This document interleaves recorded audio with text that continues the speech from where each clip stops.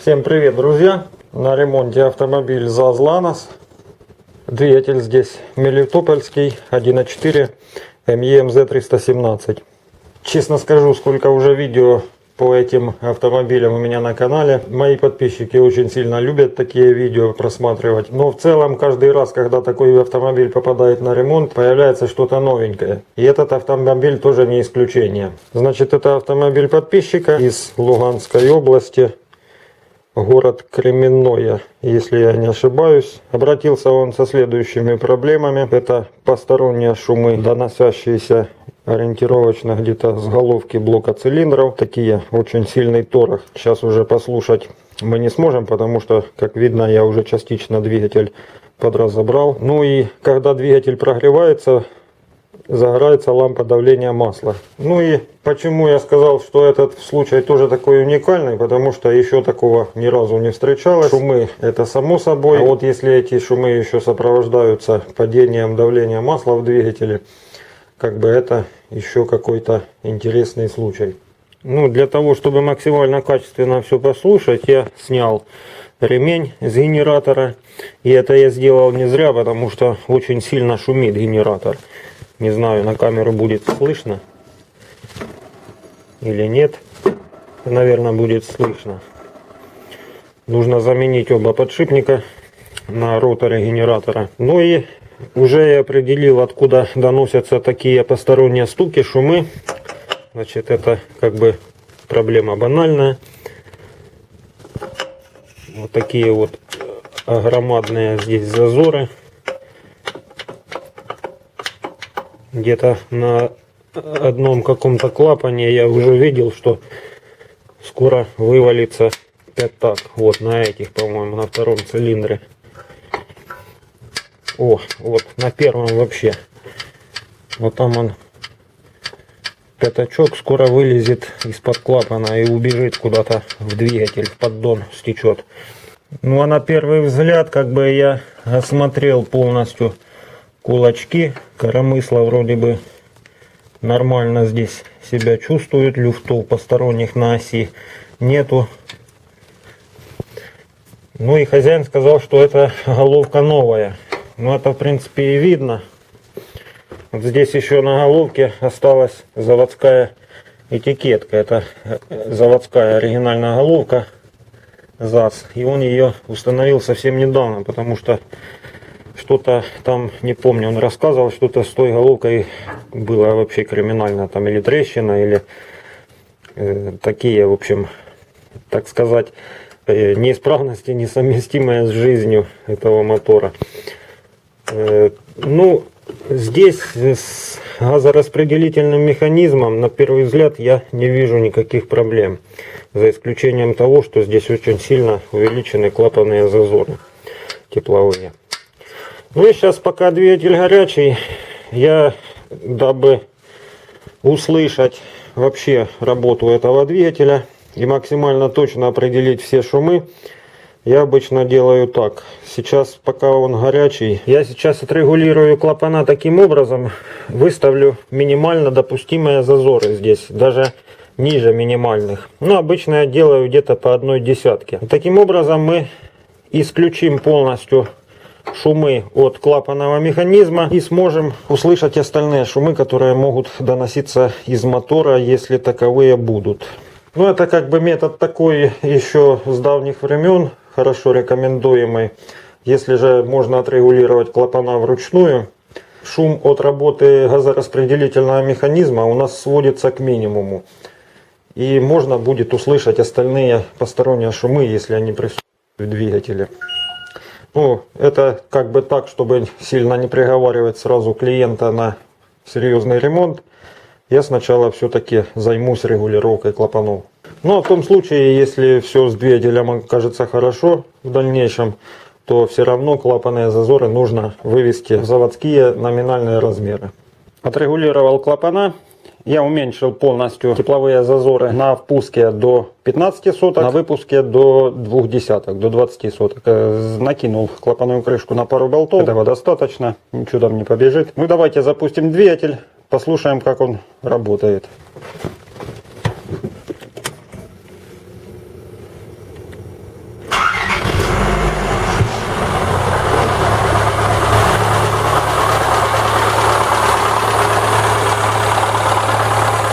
Ну, двигатель намного тише стал работать. Но все равно какой-то глухой стук есть.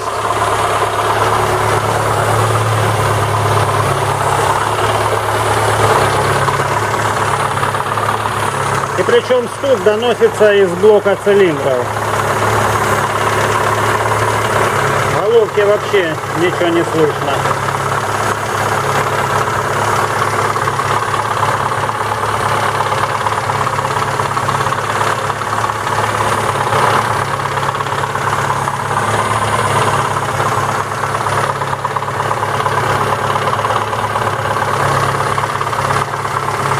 Я не знаю, на камеру передать или нет, но звук такой, похож на звук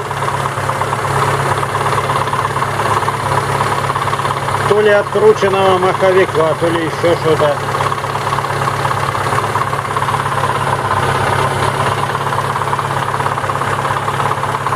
Ну, где-то в районе 4-го цилиндра.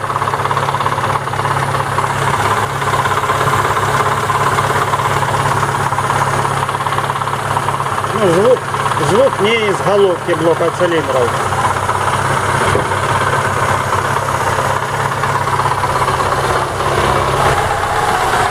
В общем, такой сильный звук я локализовал. Он доносится с картера сцепления. Вот сейчас я сюда камеру положу в районе коробки передач и выжму сцепление.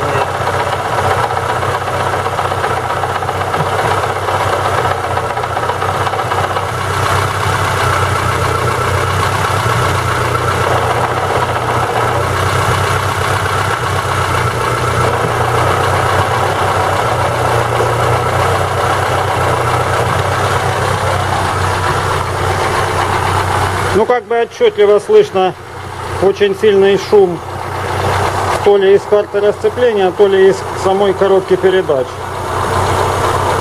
Но этот звук явно не из двигателя и не с головки блока цилиндров. Ну и, друзья, у нас появилась сопутствующая проблема. В принципе, хозяин об этой проблеме говорил. Значит, на холостых полностью загорается лампа давления масла. Вот я буквально где-то где-то 1000-1200 оборотов, 1300 я делаю. Лампочка гаснет. Но проблема с давлением масла у нас явно налицо. Сейчас будем разбираться. Хозяин говорил, что датчик давления масла он исключил уже, заменил на новенький. Проблема явно не в датчике.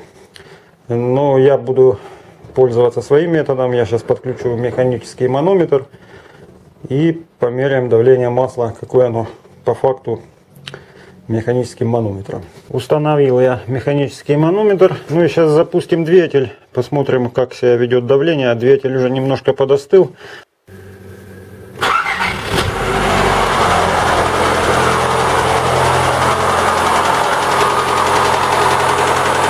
Сейчас, как мы видим, давление где-то 1,4 бара.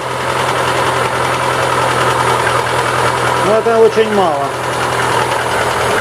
Для холодного двигателя это как бы очень-очень мало. Должно быть где-то 2,5-3 бара. Ну и по мере прогрева сейчас последим за давлением. На бензине двигатель даже как-то колбасит. Но это, я думаю, скорее всего, что из-за того, что я зазоры сильно уменьшил.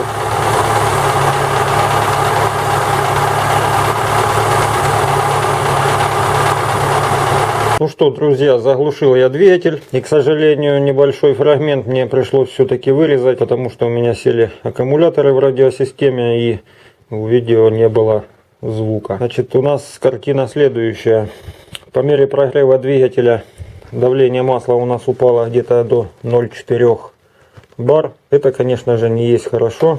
так как номинальное давление на холостых должно быть где-то 0,6-0,7. При таком давлении не должна загораться аварийная лампа. Но есть одно но. На оборотах масляный насос выкачивает где-то 3-3,5 бара. В заводском мануале в характеристиках двигателя прописано, что допускается на холостых подмигивание или частичное загорание лампы. Ну, я, конечно, считаю, что это не совсем правильно. На оборотах где-то 3,5-4 тысячи. Номинальное давление должно быть где-то от 3 до 5 бар. Этот масляный насос это давление выкачивает. Поэтому у меня здесь складывается только в голове два варианта. Либо проблема с моторным маслом, либо проблема с масляным насосом. Поэтому я сейчас солью масло и, наверное, я буду все-таки вскрывать поддон, снимать масляный насос, дефектовать. Ну и, конечно же, параллельно, пока будет снятый поддон, можно оценить состояние кривошипно-шатунного механизма, посмотреть на состояние шеек коленвала и вкладышей. Поэтому поехали разбирать. Ну а вы тем временем делайте свои ставки и пишите в комментариях.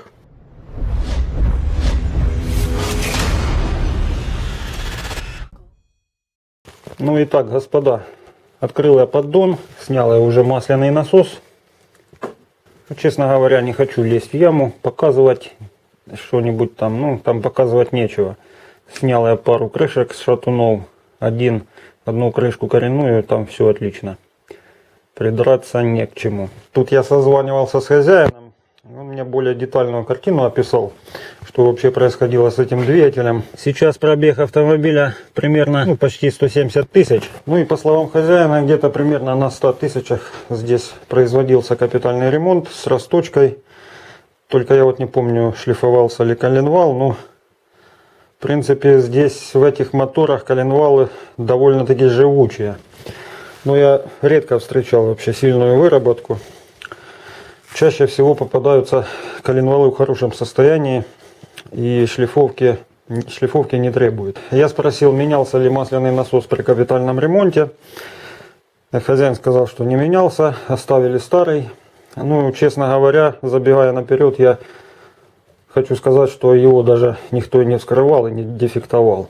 Ну, я тут все немного вот подготовил. В общем, поддон у нас, в принципе, ну что тут показывать. Поддон как поддон. Как обычно, куски герметика плавают. Также куски герметика налеплены на маслоприемнике. Это не беда. Это я уже привык видеть в этих моторах. На герметике люди не экономят. Ну а так масло, в принципе, масло как масло. Ну, каких-то проблескиваний, переливаний нет. Металлической пыли, стружки в масле нет. Ну вот я его слил в канистру. Ну, в принципе, масло я бы рекомендовал заменить. Потому что масло ужасное. Ну и отмыл я предварительно бензином масляный насос. Потому что масляный насос дефектуется сухой, без масла. Обязательно при дефектовке его нужно отмывать. Все измерения и манипуляции производятся на сухую. Ну и почему я сказал, что скорее всего, что при предыдущем ремонте в насос не заглядывали, потому что тут, честно скажу, я даже не знаю, ума не могу приложить, как он вообще выдавал хоть какое-то давление. Здесь выработка просто огромнейшая.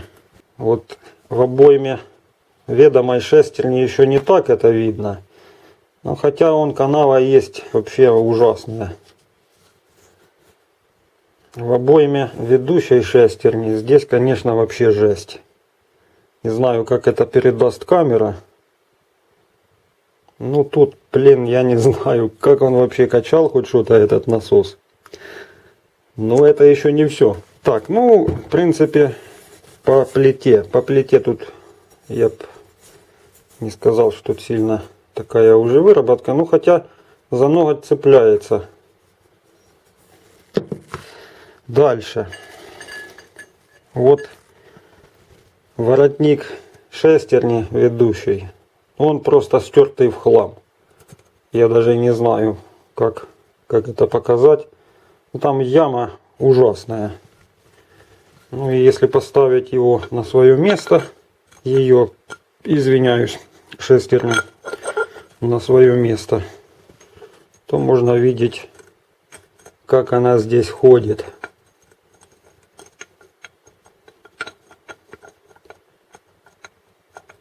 Ну, то есть понятно, да?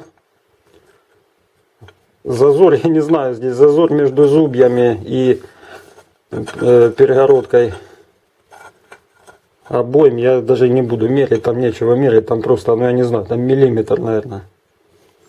Для тех, кто не в курсе, и я, по-моему, ни разу не заострял внимание по данным агрегатам, то есть в частности это масляный насос. Вот тут видно, как он повыбивало все здесь. Ну это центровочные отливы, они как бы может чем-то и доставало туда, но пока я не пойму, чем там могло доставать. Вот ведомая шестерня тоже здесь. Тут яма вообще, я не знаю, просто огромная. Вот так вот, как бы показать. Ну, в принципе, видно, понятно. Ну и почему я сказал, что это все делается насухо, потому что ложим мы, ну, чтобы не было компенсации зазоров за счет масляной пленки. Ложим ведомую шестерню. И вот у нас как бы проверяется осевое перемещение, ну, радиальное перемещение. И вот здесь нужно измерить зазор. Ну, тут в принципе и так уже видно, что там он огромный. И для того, чтобы померять зазор между зубьями масляной пары шестерен, укладываем шестерню на место.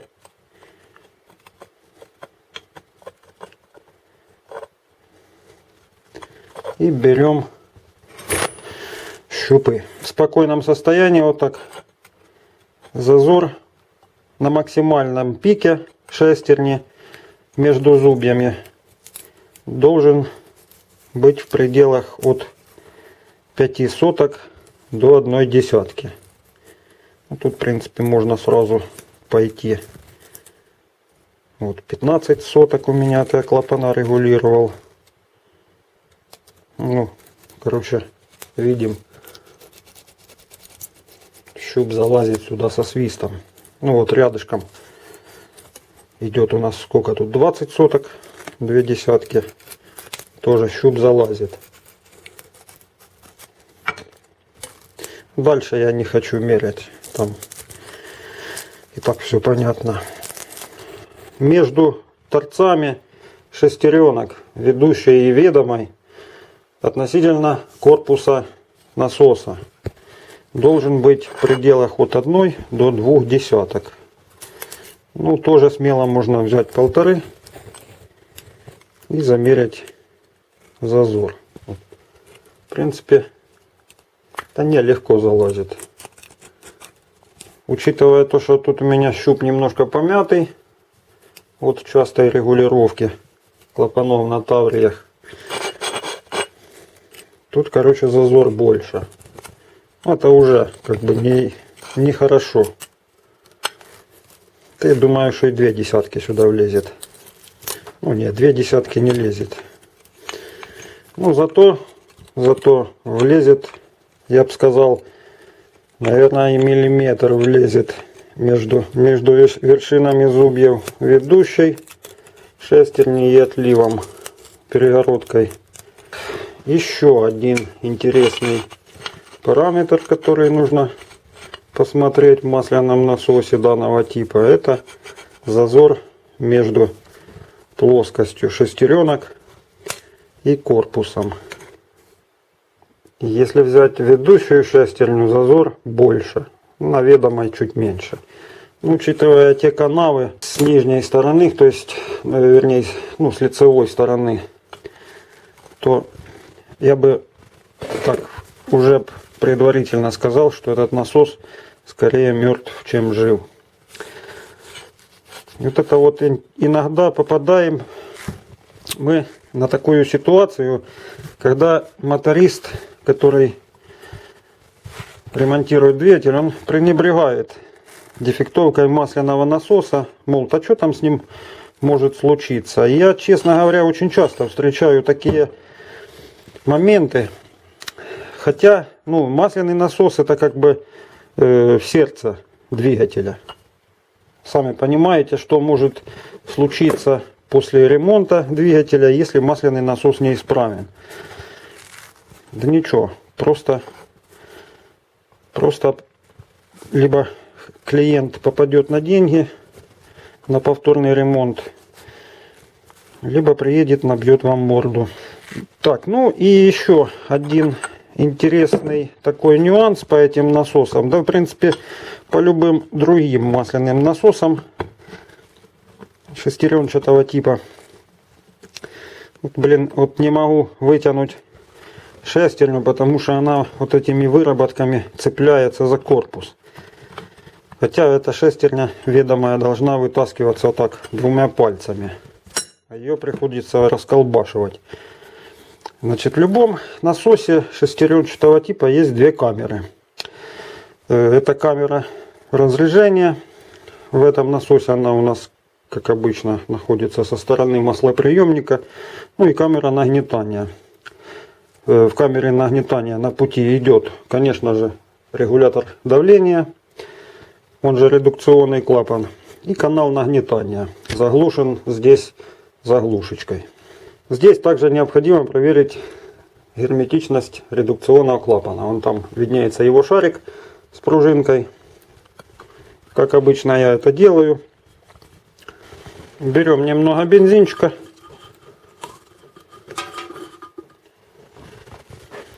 Закрываем, можно пальцем закрыть канал подачи масла в двигатель. И наливаем сюда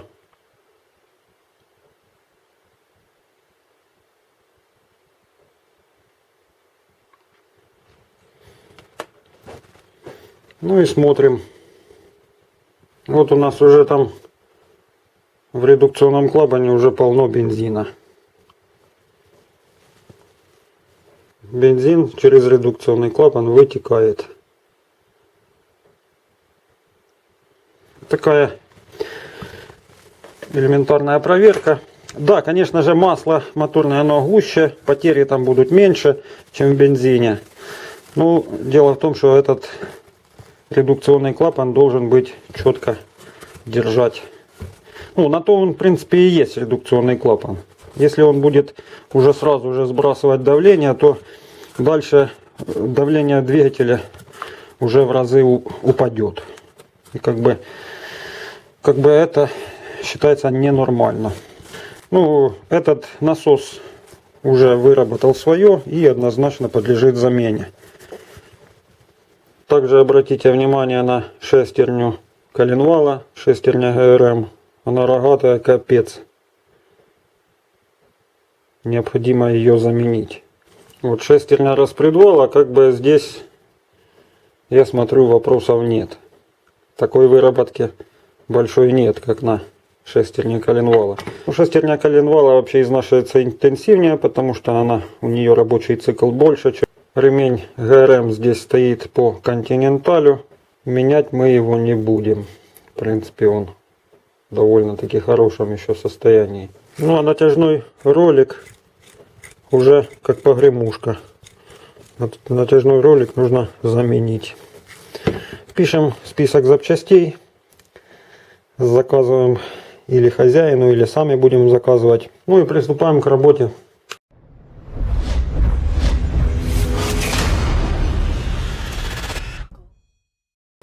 Итак, куплены все необходимые запчасти. Ну, тут, в принципе, нам особо и небольшой список. Значит, регулировочные болты на коромысло. Потому что я решил болты полностью все поменять. Ну, они просто в ужасном состоянии. Во-первых, шляпки все послизываны. Короче, на всех 8 болтах резьбы сорваны. Не знаю, я не понимаю. Вот часто я сталкиваюсь с такой проблемой. Вот нахрена волочить до усирачки эти гайки? Здесь как бы нет никакого вращения в этих болтах. Здесь просто идут возвратно-поступательные движения за счет движения коромысла. И вот этот шарнир, он упирается на пятачок. На некоторых болтах я видел здесь даже, я не знаю, чем-то, то ли плоскогубцами ковыряли их, удерживали. Все полностью резьбы на винтах, все сорваны. Здесь достаточно после регулировки зазора буквально немного подтянуть эту гайку, и все, и никуда оно не денется. Зачем их волочить вот до поросячьего визга, я не понимаю. Потом начинаются проблемы при регулировке. Резьба проседает, виток через виток перескакивает. Короче, я не знаю. Решил я поменять все 8. Сделать, короче, так, как положено. Это дальше шкивок коленвала. Это производство, по-моему, Дора, если не ошибаюсь. Оригинальных их нету. Натяжной ролик по автокомплекту. Это самое лучшее, что было в магазине. Ну, он металлический, полностью в металлическом корпусе. Тот, что стоял, он у нас пластиковый. Ну и он зашумел. Это, по-моему, если я не ошибаюсь, это АТ. Масло у нас хозяин сказал оставлять старое. Конечно, неоправданный поступок. Я советовал поменять. Ну, остановились мы. Настоял я только на замене масляного фильтра. Фильтр, как обычно, по ману. Прокладочка на масляный поддон. Ну и, собственно, сам масляный насос. Масляный насос мелитопольский. Завод «Автозасмотр». Ну, это не заводской. Как бы сейчас Мелитополь делает все полностью агрегаты моторной группы. Мы его будем вскрывать сейчас. Обязательно это нужно делать, потому что, во-первых, его нужно отмыть от консерванта. Ну и осмотреть визуально, проверить редукционный клапан, осмотреть его визуально на наличие каких-то плохих нюансов, так сказать. Ну, в принципе, что я могу сказать? Да, довольно-таки неплохо. На первый взгляд все хорошо. Ну, вот это и все. Все остальное я уже помыл. Маслоприемник помыл. Поддончик сполоснул. Он, в принципе, чистый был. Ну, я его так и снаружи промыл. Ну и внутри хорошенько отшкрябал. Ну, открыла плиту насоса. В принципе, что могу сказать? Не к чему тут придраться. Люфтов никаких нету. Зазор между зубьями отличный. Я даже его мерить не буду. Масляная пара в хорошем состоянии. Здесь по корпусу, по обоймам тоже все отлично. Ну, сами шестерни, ну, как бы придраться не к чему. Так что отмываем все это дело от консерванта и проверяем на герметичность редукционный клапан. Для промывки я использую очиститель карбюратора. Хорошо справляется с задачей.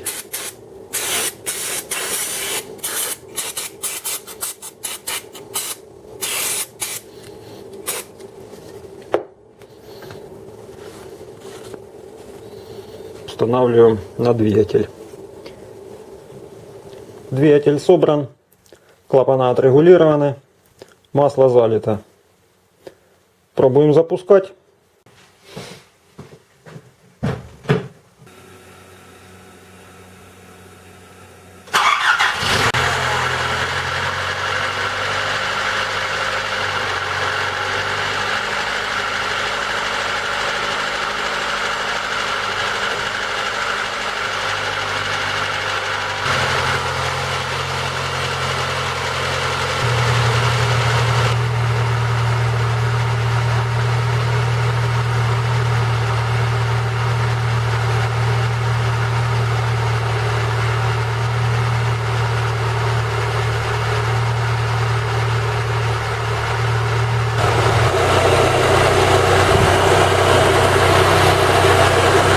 Двигатель прогрелся.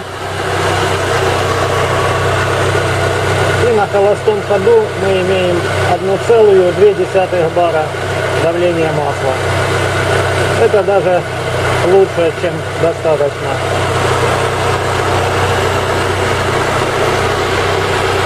Вентилятор уже 2 раза включался, можно двигатель глушить. Ну вот и все. Осталось все это дело привести в порядок после себя. Примерно вот так.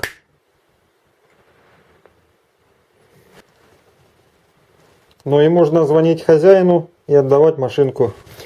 Ну что, друзья, какие я могу сделать выводы по данному ремонту? То это только лишь то, что предыдущий ремонт, в частности капитальный ремонт, был произведен неквалифицированно и недобросовестно. Клапана отрегулированы как попало. И если бы уделили больше внимания дефектовке масляному насосу, то этого ремонта можно было бы избежать. И клиенту пришлось ехать за несколько сотен километров ко мне. Ну а какова мораль? Даже если вы не моторист или начинающий моторист, или просто такой гаражный слесарь вроде меня, то советую отложить у себя в голове одно понятие, что двигатель это сложнейший агрегат любого автомобиля. И следует больше уделять внимание его механизмам. Когда-то великий скульптор Микеланджело сказал, что внимание к мелочам приводит к совершенству. А совершенство это далеко уже не мелочи. Ну вот как-то так. На этом у меня все. Не забывайте оценивать видео, подписывайтесь на канал. И всем добра, и всем пока. До новых встреч.